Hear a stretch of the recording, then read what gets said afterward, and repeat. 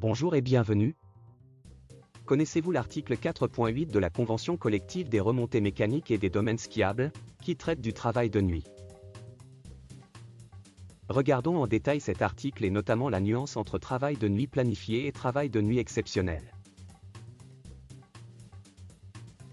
Comme cela a toujours été pratiqué dans la profession, du fait de la nécessité d'assurer la continuité du service dans des conditions de sécurité optimales, et dans le respect de la législation, du fait également des contraintes liées à l'exploitation des remontées mécaniques et des domaines skiables, les entreprises de la profession sont amenées à recourir au travail de nuit.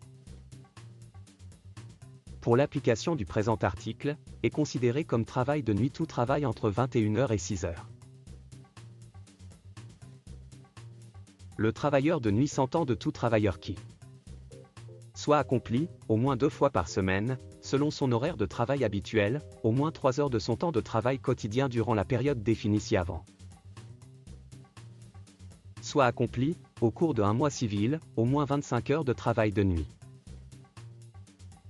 Soit accompli, sur 12 mois consécutifs, 270 heures de travail de nuit.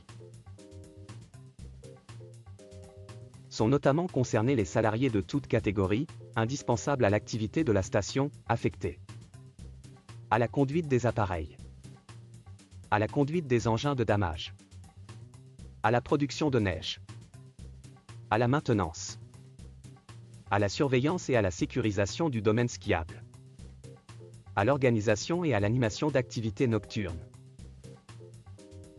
Le travailleur de nuit bénéficiera d'un repos compensateur d'une durée égale à 20% des heures de nuit effectuées. Une partie seulement de ce repos pourra être convertie en rémunération calculée sur le salaire horaire de base. Le salarié qui, sans relever des dispositions précédentes, est appelé à travailler exceptionnellement entre 21h et 6h bénéficiera d'une majoration de son salaire horaire de base de 100%.